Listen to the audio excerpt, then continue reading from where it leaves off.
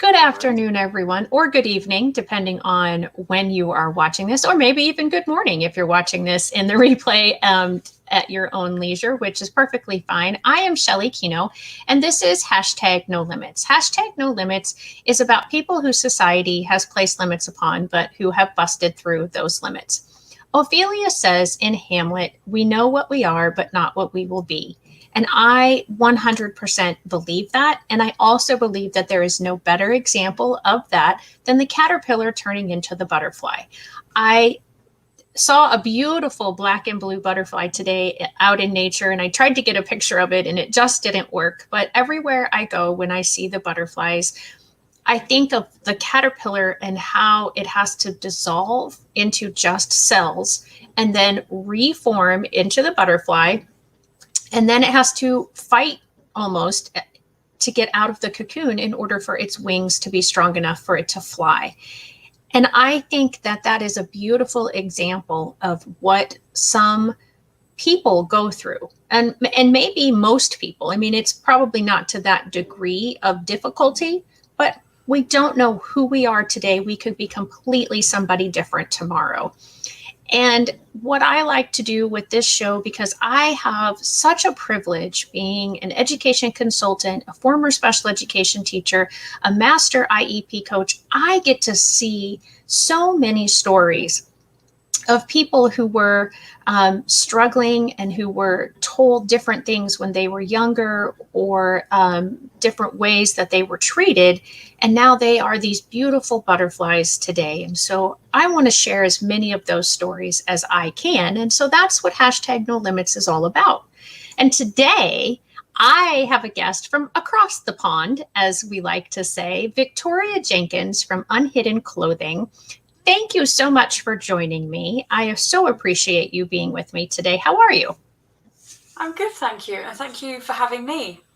Yeah. What a beautiful analogy. You know, I'm just thinking now, am I at the caterpillar stage, or where am I on that journey?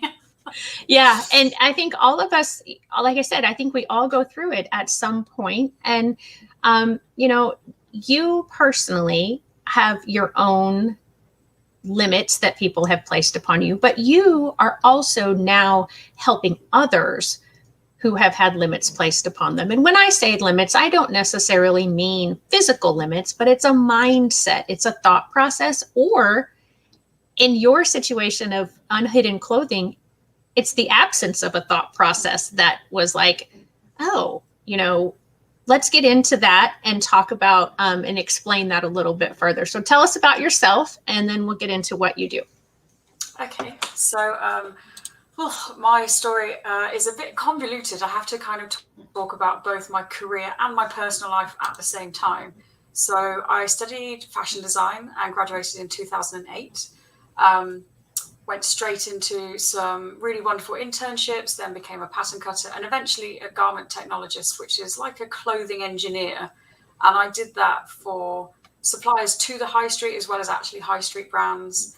And then eventually I ended up going freelance. Now, the reason I went freelance is because of my idea for Unhidden. But the reason that Unhidden even happened was because in the background against my career was a lot of health conditions being diagnosed. I had an undiagnosed ulcer that burst in 2012, and that kind of sent me down a path of multiple surgeries, things being removed, things being rewired, some very, very unpleasant medical tests, radioactive porridge. I don't recommend it. Wow. Yeah.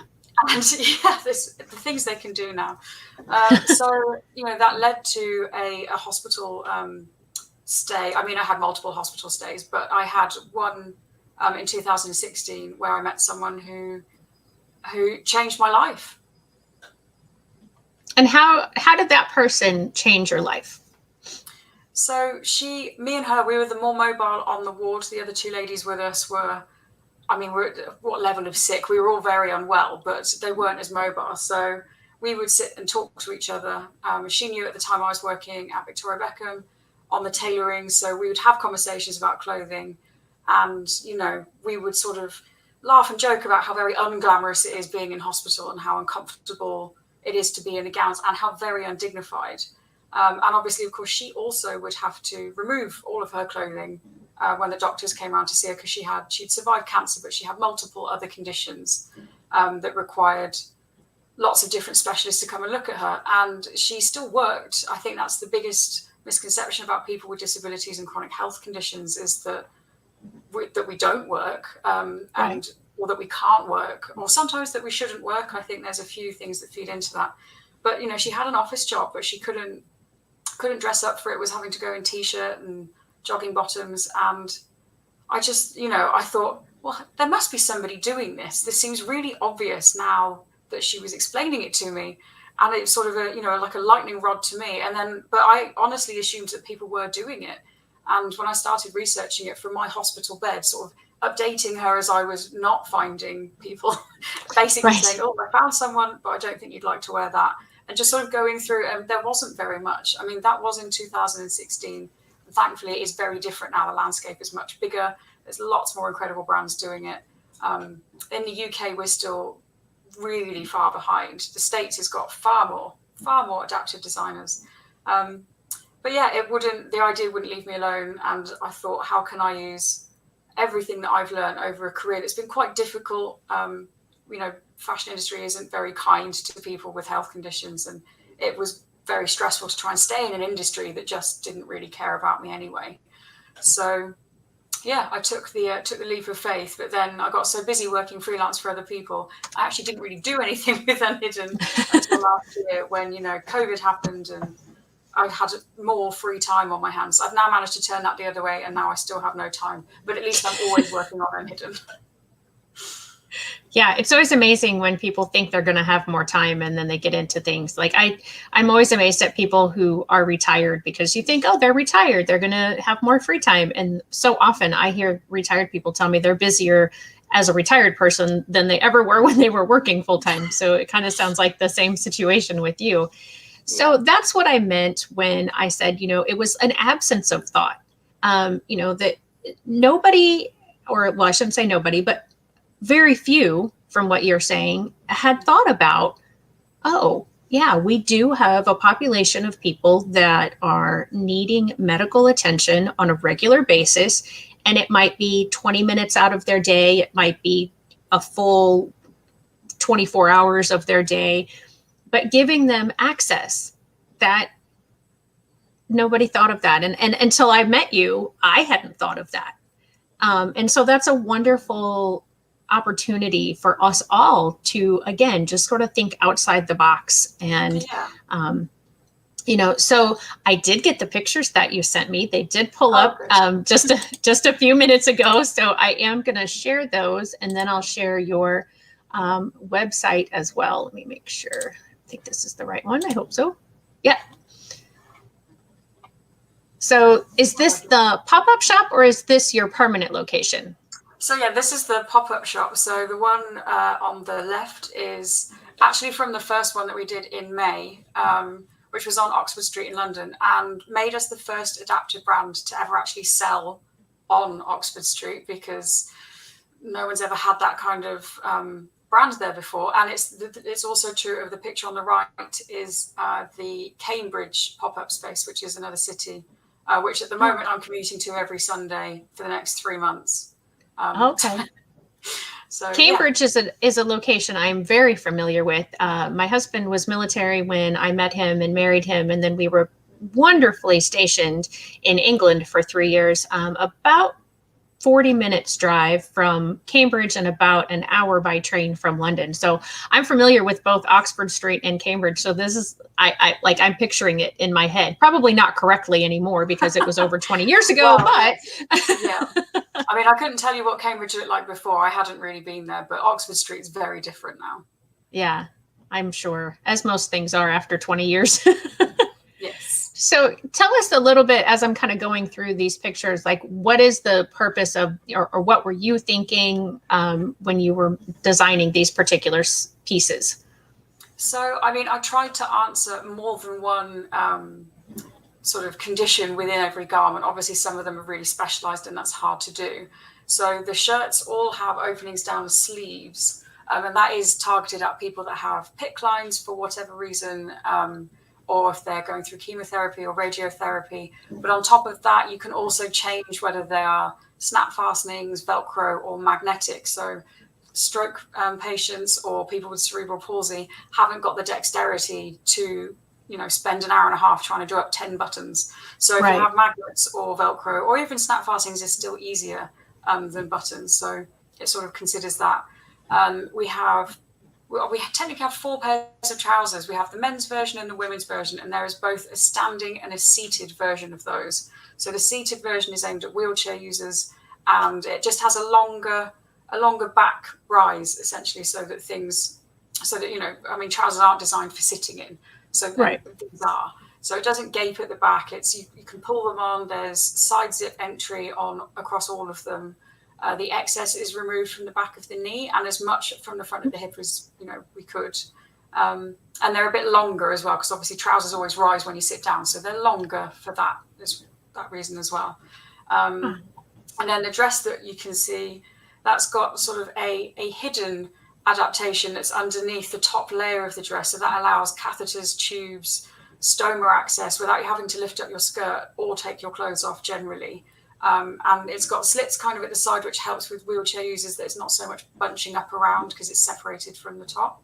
And the keyhole is a nice design feature, but again, it also helps access to chest ports without having to sort of fiddle around with lots of things or feed it down through your arm, which can be really uncomfortable.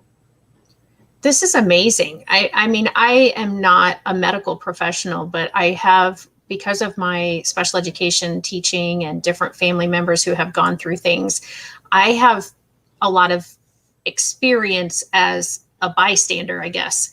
And I'm just looking at this and just so impressed and thinking how the patients, this must make them feel so much better. I mean, the mental health aspect of looking good, dressing nice, having the access, just being able to be as quote unquote normal as possible.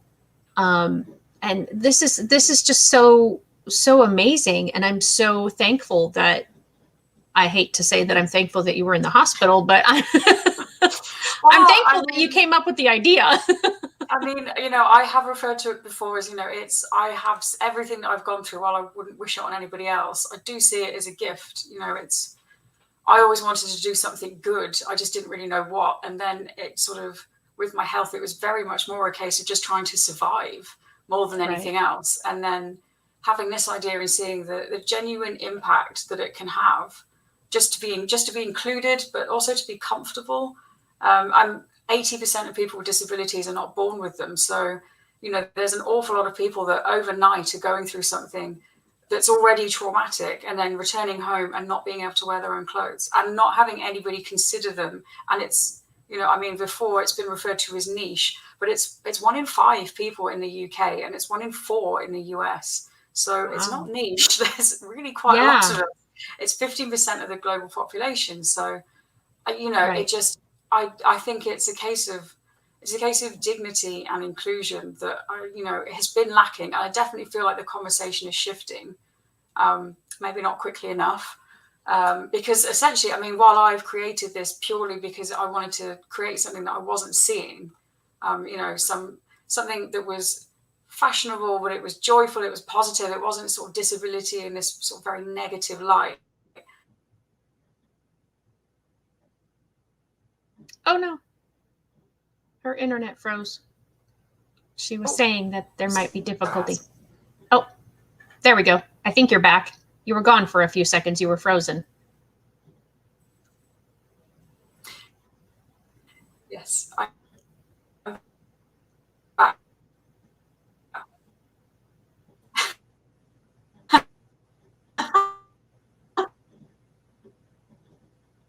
The internet is a wonderful and joyful thing when it works and everyone's connections are strong. There we go. Are you back? Maybe not.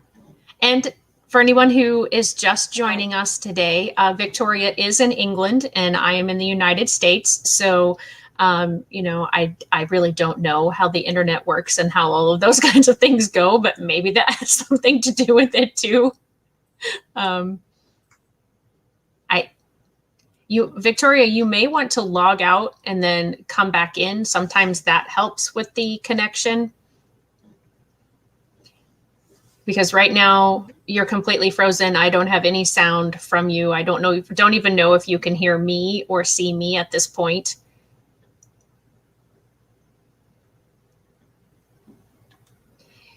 While she's trying to get that figured out, I will go ahead and show you a few more pictures that she sent. I imagine these are the trousers that she was talking about just a few minutes ago. And then here in a second, what I will do is take you to her website. So you can see she's got some zippers, and then I guess these are some of the men's versions. But this is just fascinating to me, how these things were not available and now they are again. Hello, are you back? Hello. I hope right. So. There we go. Okay. Oh, sorry about that. It's That's okay. Happening like the last 3 weeks. Ever since I got a monitor, it's just seems to have everything just won't work anymore. Oh, not helpful. Well, I know. I was explaining, I don't know how much you heard, but I was telling anyone who was joining us late that, you're in England and I'm in the United States, and didn't know if that has anything to play into it at all or not. But so where we lost you was we were talking about just, that you're very proud of what you're doing because it hadn't really been done before, and that you wanted to always do something good, and hadn't always been sure of what that was. And you had given some statistics about, that it's like 15% of the world's population, and 1 in 5 in the UK, and 1 in 4 in the US. And something that you said that I definitely want to just kind of circle back to is that 80% of people with a disability were not born with that disability. And as someone in the world of special education, I don't think I was aware of that statistic. And so again, that is kind of, it still goes along with my butterfly caterpillar analogy, but it's kind of the other way around, in the sense that normally when I think about it, I think of, those limits that have been placed on people when they were younger, and then they grow up and they do all these things that people didn't expect them to be able to do. But there is the other side of it, that we're all one breath, one car accident, one whatever away from being a person exactly. It's who's like disabled.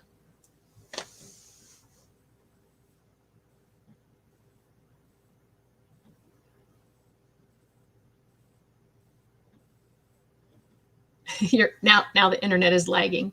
You're there, but it's very slow. Yeah, absolutely. I think it shouldn't come from a place, people should want to know more about this, not everybody. No. I can't. You're still there. It's just really sketchy.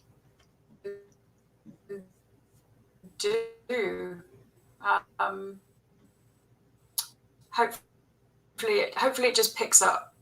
Yeah. And I'll speak slower in the hope that it doesn't distort this how we go. It will.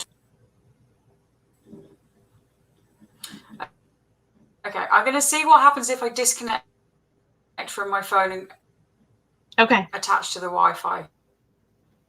Okay. I'll give it a go.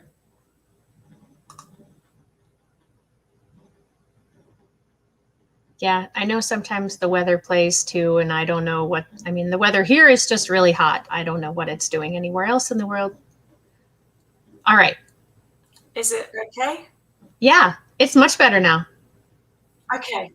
All right. Well, fingers crossed the Wi-Fi doesn't decide to be a pest. We can get through this without any disruption. So I think the reason people don't realize how, like, the actual proportion of people that aren't born disabled, I think a lot of people assume that people are, is because the representation isn't there.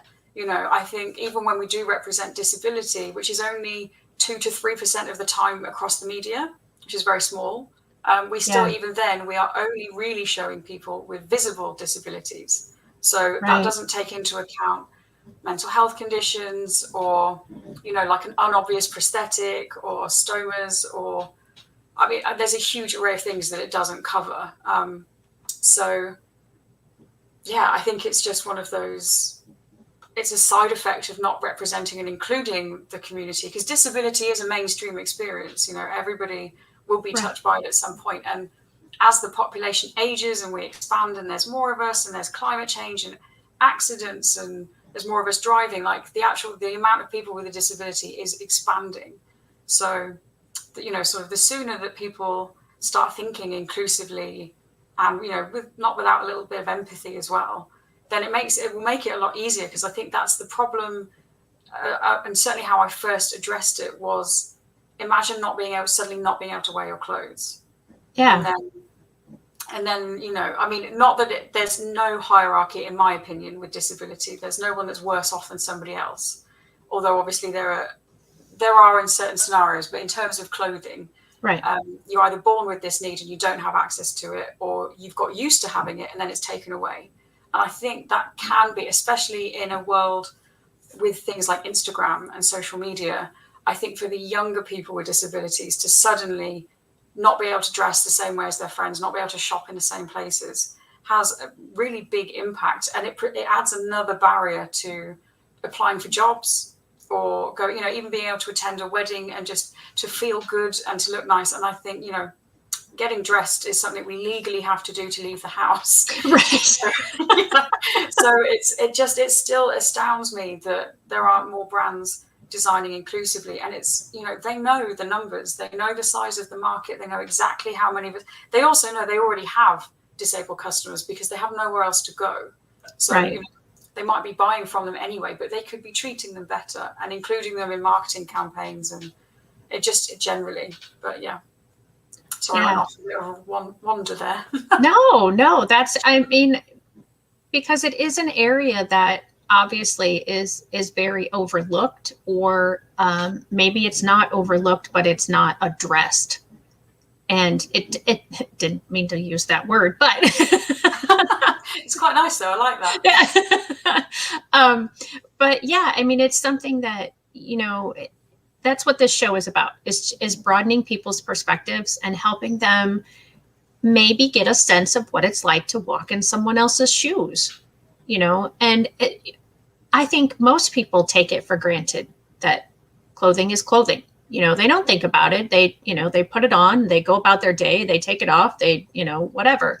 And it's not something that I would guess the majority of people really think about, how simple it is for them and how difficult, or even if it's not, you know, like we talked about before with the dexterity and the ability levels to unbutton buttons or unsnap snaps or snap or button, those kinds of things, which that's amazing too, that you thought of that they're, you know, the different fastening types. But yeah, just like, oh, you know, like the person in hospital with you, and the fact that she worked in an office and she wanted to look nice, but she had medical equipment that basically prevented her from being able to do that. Yeah. Or causes physical pain. You know, it shouldn't be a choice of jogging bottoms or it will hurt you just so that you can look nice and fit in. Like I didn't think that was I don't think that's a choice anybody should have to be making. Right. No, that's very true. And again, you know, when I do these, I learn oftentimes along with the audience, because again, that's not necessarily something that I've thought about. And so finding you and hearing more about this is broadening my horizons and changing my perspectives. And, you know, this is something that needs to be talked about, as you said, you know. And so speaking of things that need to be talked about, I said to you just before we went on air today that I did not know you were an author. until I saw your LinkedIn post today. And I want to talk a little bit about ableism, which is what your book was about. Is that the title of the book? Well, the book is called The Little Book of Ableism because it's a huge topic. And whilst sort of researching it, I was just doing the history of ableism, and that in itself, you know, I sort of realized that could be a whole book. It would also be a very depressing book. So I thought, well, let's start with a gateway, like a really just cut through the basics because it's hugely broad. I can't speak for 1.2 billion people, but I can communicate some of the sort of the common pitfalls that people have. Because I think a lot of the reason that people aren't including people with disabilities is that same fear of getting it wrong or feeling stupid or causing offense. And it's just stopping people. It's really not very difficult to sort of overcome it, but someone's got to start and someone's got to try. And, you know, because I'm so much in that space, I forget how much I take for granted that I know. And then when it's speaking to somebody, you know, non-disabled who's not at all in that space, and then sort of like maybe even just a phrase that I said completely changes how they view something, and they realize, oh, I've been saying and doing that the whole time. I mean, I 100% have said terribly ableist things to myself and thought that way about other people, and I just didn't know what it was. I mean, ableism as a word hasn't even been, I don't know how to trace the word, but it's not been around very long. It's not even in, I know it's not in the German dictionary, for example. Like, they don't have a word for it. And I think it's really helped a lot of people with disabilities and chronic health conditions, because there's that kind of, there's some very big ableist problems, and then there's like the microaggressions. So when someone's sort of saying, well, it could be worse, well, it could be better, but what are you trying to do with that phrase? It's not making me feel better. And there's so many examples of that as well. So yeah. So can you give the goal that I would write, sort of then go sort of do a deeper dive into all of the topics that I cover very, like, seriously broadly, but try and do them with other voices, bring other people in, because, you know, you talk about race and disability and I can't talk about that, it's not my experience, or you know, transgender and disability. There are so many areas where I want to bring other people in, and then eventually that would all become a series of books that will become the big book of ableism. It's kind of my long-term goal. So yeah. So just for anybody who maybe is thinking, well, I don't know what ableism is, you gave a couple of examples, but is there like a definition that you kind of work from? I know you said there's not one in the dictionary, but. So the definition is essentially, it's the discrimination or prejudice against a person with a disability in the sort of, with the idea that people, non-disabled people, are better, superior, and more able. So, you know, I mean, that feeds into lots of different things. It express itself in lots of different ways. And some can seem like really, you know, innocuous. I had a really sort of interesting conversation with friends that disagreed with me on this, talking about use of the phrase blind spot. Now, when you're referring to driving, not a problem. You can absolutely use that phrase. But if you're saying, you know, someone's got a blind spot when it comes to that subject, what you're doing is attaching a disability to a negative action. And therefore, that's where the problem comes in. And also, I think, and I have this in the book as sort of a quote, is if somebody in the room with a disability that you're using, you know, sort of if someone was deaf and you said the phrase tone deaf, or blind spot and there was someone blind in the room with you, would you still say the phrase, or would you pause? And it's that knowledge that you probably would pause because you know some way that you shouldn't be doing it. But so much of our language is based on using disability as a negative. And that's where a lot of the language problems come from, is associating disability with bad, whereas disabled itself is not a bad word. It's a descriptor. There's no problem with it. People with a disability want you to use that word. What they don't want is you to use like all the little euphemisms that come around it. I think differently abled was come up with in, I want to say, in the 80s, but it might be the 1880s or it might be the 1980s, in the States by 4 congressmen who didn't want to use the word disabled, but none of them were disabled. Right. They didn't want to use the word because it had negative connotations. And that's kind of I can see you're freezing a little bit. Oh, no, you're back. Yeah, I wasn't sure if it was me or you. Non-disabled people. Yeah. And that's again, it's a common it's a common problem is people without a disability making decisions or assumptions and labeling things when you should let people with disabilities decide the language. So I'll be honest with you, I haven't liked the word disabled because when I think of the prefix dis, it means not. And so, you know, in all my experience as a special education teacher, that's always where I felt the problem stemmed from, is because when other people, whether they were teachers or you know, just family members or the, you know, students, when they would hear the word disabled, I think to me, that set that in their minds that those people who were in special education were not able. And so that's interesting to me that a person who is disabled would want that term to be the term used to describe you, when to me that's like, well, no, there's that, because that to me is what sets that superior feeling.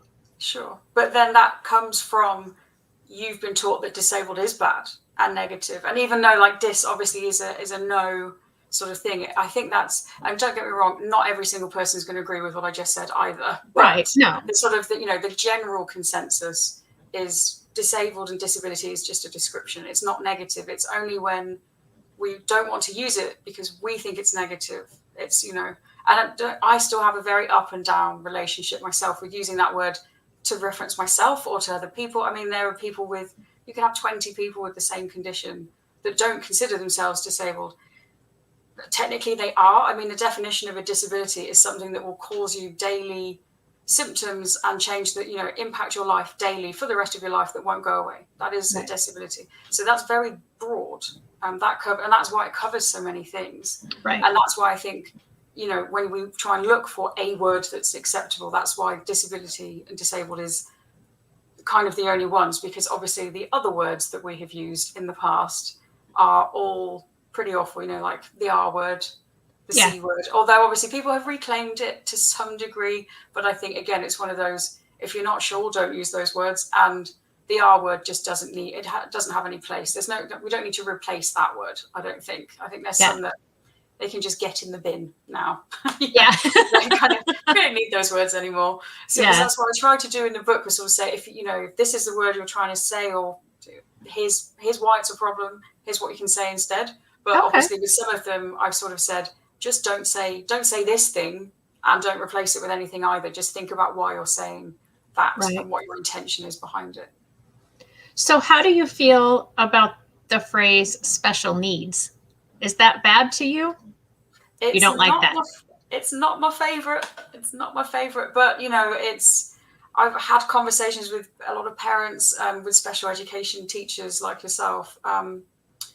It's the overrunning sort of consensus that I've heard is that adults that were those children hate that phrase, and they wish that they would be asked, because that's not, it separated them. The feeling generally is that special it wasn't special, it was extra, and it was a burden, and that was put onto the person. So that's what I've heard from, and the feedback that I've had from a lot of people. There's still people using that phrase. I'm not going to go out and say you shouldn't use that word. I personally am not a fan, because I find it is a bit of a euphemism. They're not special needs, they're needs. So let's address the needs.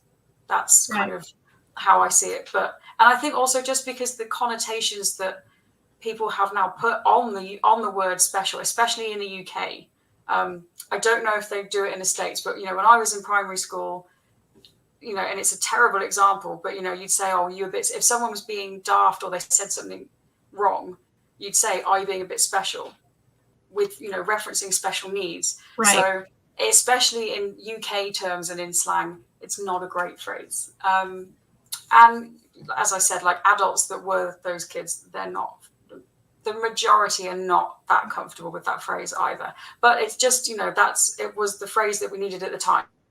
Yeah. And I think even saying that, you know, disabled is the preferred word now, that's probably going to change. You know, language does change. Yeah. Well, thank you. I appreciate that. And the reason that I asked how you feel about special needs, that phrase is because I have, in my career, I used to teach the kids that I said learn differently. So I don't know if in the UK I you like have that. the specific learning disability label, but I never liked that LD, that learning disability. To me, they just learn differently. And so and that's why they would come to special education, is because they weren't able to learn the way the teacher in the gen ed rooms were teaching. They were able to learn, but it just had to be presented differently. And so learned differently was how I was titled often, as I was the different learners teacher, or because I didn't want to be the special education teacher, because of the connotations that would come along with that sometimes. However, I am also an author, which I don't think you probably knew. And my book just came out in November, and it's called Those Who Can't Teach. And then the subtitle below it, and I went back and forth, and my editor is the parent of a child with, her child is an adult now, with autism. And we really struggled with trying to come up with a term or a phrase. And so this is what we came up with: this is true stories of special needs families to promote acceptance, inclusion, and empathy. And it was a real struggle, because there is such that discussion happening in the States. And apparently it's happening in the UK as well, as to what is a phrase that is acceptable, what is not going to be offensive to the people who are feeling. Every chapter, there's 10 chapters in this book, and every chapter is a different family or individual's story, and they are that person or the family who has the differently abled person or the different learner in their family.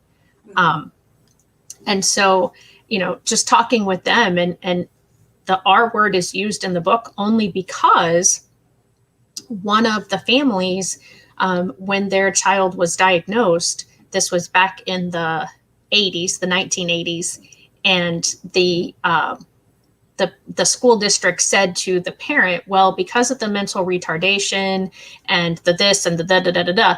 And so I wanted to leave that in because that was authentic to the time.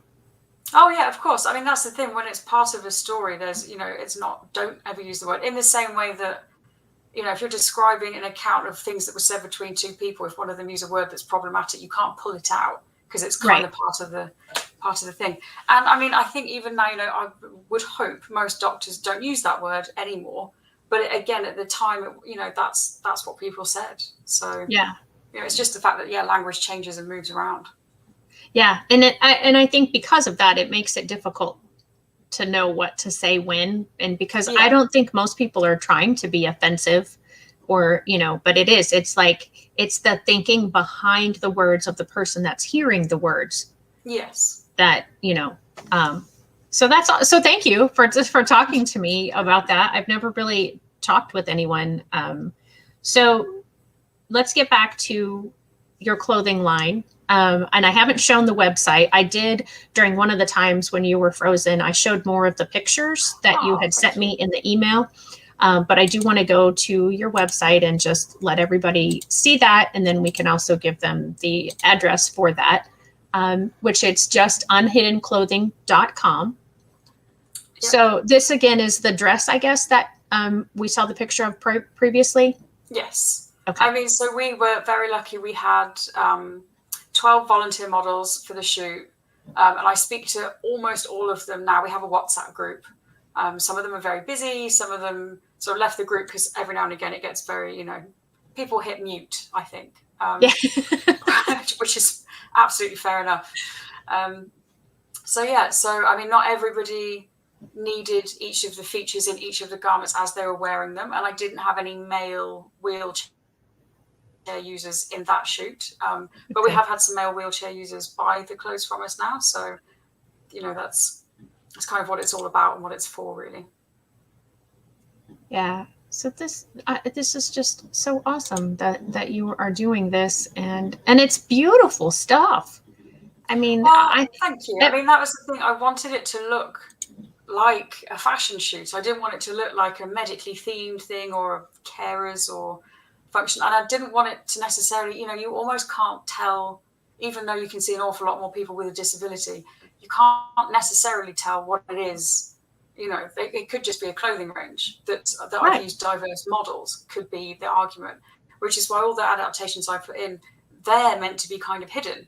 That's kind of the I don't know, the twist is that you can't see what it is that I've done to make them adaptive. Right. Which is, I think that just makes it even more beautiful. So I like what you say here, that it's pajama free adaptive fashion. So does that come from when you were in hospital and the woman that you spoke to just basically wearing the jogging pants and the t-shirts?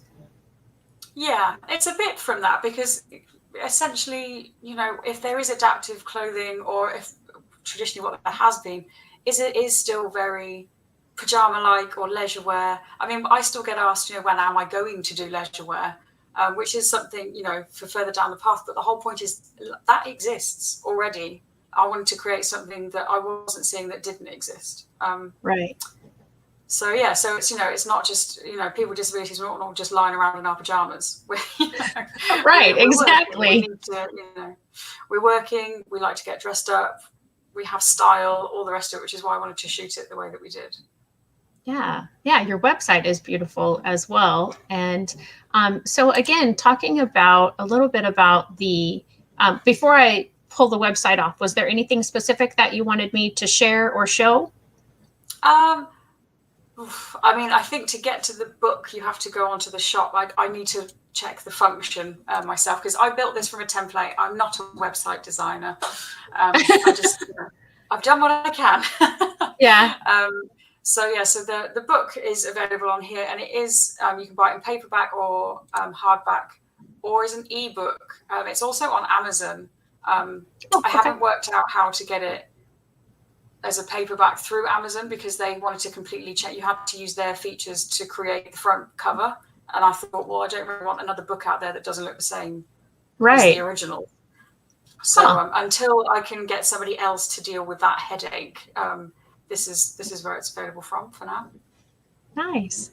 Yeah, and I mean it's just, again, I mean it's all beautiful, and it looks very, and I hate to use this word, I really do. It looks very normal. I never like to say it unless I put it in quotation marks. No one likes it. That's the thing. It's such a hard word, isn't it? But yeah, because truly, what is normal? What it is. It was I didn't, even though it's an adaptive brand, I didn't want to other people.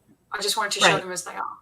So, even though I know most people with disabilities want to be able to shop the same place as everyone else, until those people pull their socks up and actually start practicing what they preach when it comes to inclusivity, I will be there plugging that gap as much as I can. Yeah. I feel like we're missing something that we said we were going to talk about. And I'm sorry, I have a bad headache today, and so my brain is just not. Fine. I mean, I've written notes. It was what the range covered. I had down my hospital stay, and then like the mental health impact. That's what I had down to make sure that we discussed. Which I think we've added in some things as well that we didn't talk about yesterday. Yeah. Right. Well, yeah, because I didn't know that you were the author, like I said, until I saw your LinkedIn post today. I mean, sometimes I forget, to be honest. In January, I didn't know I was going to write a book this year. And then I think I just had so many conversations and thought this would be really helpful if I could just say, here, read that, and then it will make a bit more sense. Obviously, in a nice way. That sounds like I'm very aggressive about it. I'm trying to say to people, we can't beat ourselves up over this. Like, we don't teach about disability in schools. We don't do it in the workplace. So how would you know? How would you know any of it? And if the media isn't showing it to people, the assumption is it's not that big of a problem, because if it was a problem, we'd be seeing it. Of course, you don't see it because you're not shown it. So kind of this whole little ball of we're all here. There's a lot of us, and we walk, roll, and dance amongst you. So yeah, and that's something that just trying to shine a light on that. that you and I have in common in the sense that when I wrote my book, I did use some of those statistics. And I said, you know, you have a 1 in 6 chance of interacting with someone who has a disability. Whether you acknowledge or know that they have that doesn't make a difference.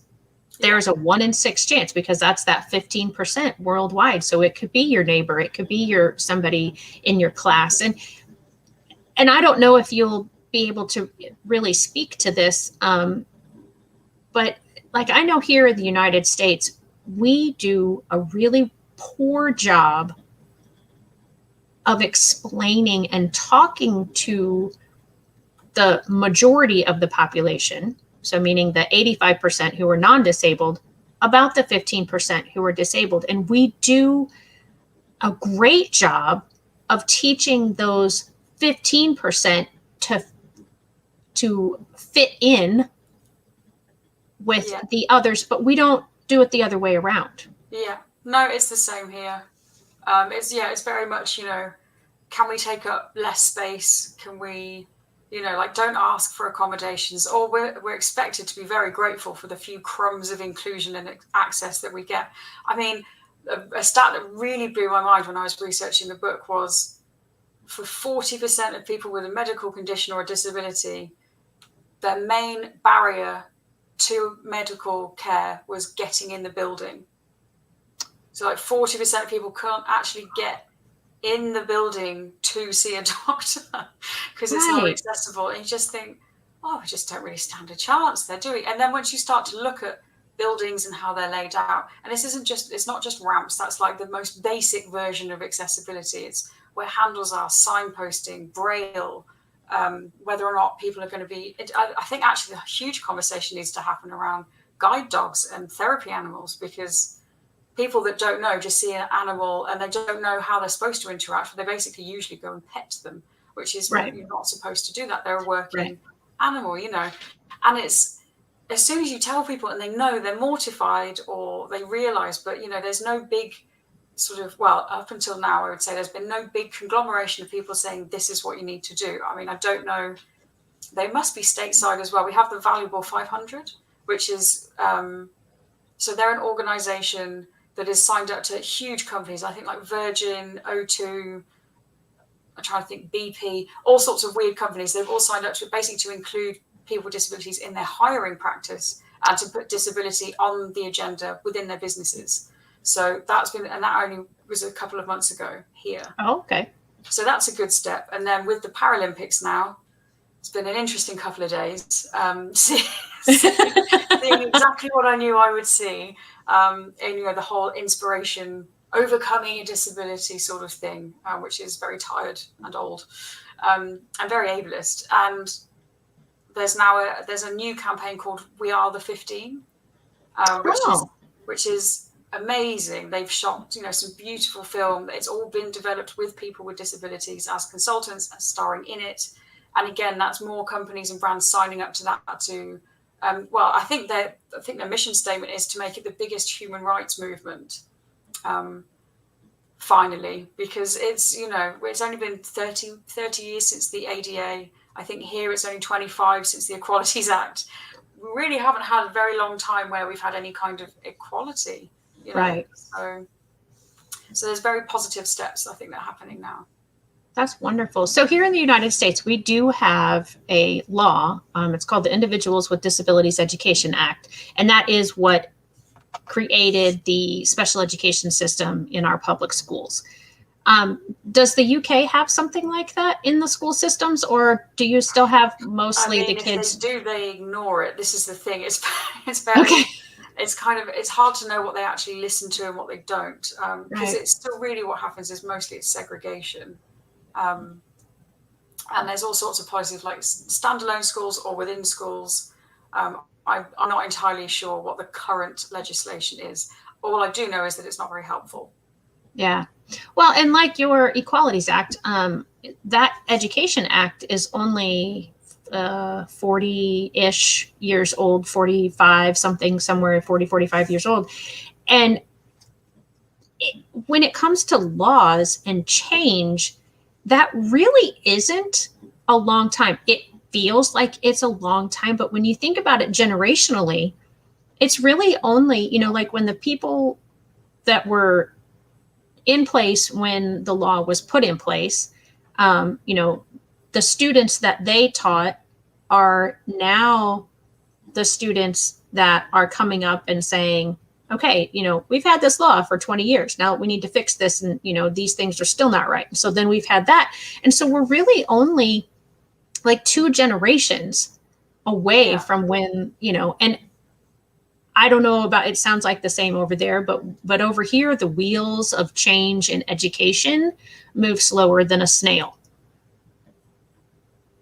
Is that, you think that's the same there too? Sometimes we go backwards, to be honest. Yeah. I think, and to be perfectly honest, I think one of the main reasons that I wrote my book and why I want this show is because it is about changing people's hearts. Until I feel you can change and reach someone's heart, you can have 1,000 laws, and it isn't necessarily going to change people's ways of treating other people. No. And it's that sort of very human, you don't care about it until it happens to you. Right. So I think, it's that we need to sort of break that down, and we need people to care before it happens to them, and not because of pity, and not because they're terrified of joining us, but because it's human. Right. And we should. It's just, it's one of those, it's the right thing to do. I don't understand people that, you can't want equality for some people, but not all people. And I think when we talk about equality, a lot of people forget that includes disability. Yeah, I absolutely agree with you 100%. And the first chapter in my book is about my journey from not understanding enough about people with disabilities.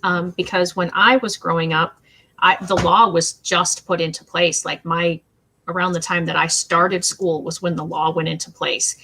And, it takes a long time for those changes to happen. And I was never taught to look down on anyone. In fact, I was taught the opposite. I mean, I do feel like my parents directly taught me, everybody is a human, everybody is equal. But the way the school set it up, the way that society set it up, I didn't think that I would be able to work with, and the reason it says those is because that's how I don't think I can work with those kids. I don't think I'll have anything in common with those kids. It wasn't that I was using it negative. It was just, it was those, because I didn't know them. Yeah. And, it took me like 20 years. It took that exposure to working with people with disabilities that I didn't realize they were the students that I would have in my classroom if I became a special education teacher. I was hired as an aide in a classroom where some kids needed some reading help. I worked with kids who needed some math help. I worked with kids who needed some behavior help. It never, until after the fact, I went, oh, those are the students that I would have as my special education students. I absolutely, there's children first. Just like every other child, that I would teach, they would all be children first. Yeah. And so to me, it took me too long to come to that change. And that's, the reason for the book, the telling of the stories, the reason for doing this, because I'm only one person, and I know it takes that one-to-one heart change. But that one-to-one heart change is hopefully going to then change someone else's heart, is going to change someone else's heart. Yeah. And, I don't have at this current time a huge audience of people that watch this, but I feel that if we can reach one person. Exactly. Even one. And I mean, you've written a book and people have bought your book. So then maybe they'll lend it to their friend. And it's that ripple effect that's, it's probably more powerful than yelling into an auditorium of like 20,000 people who you can't really connect with, on that level.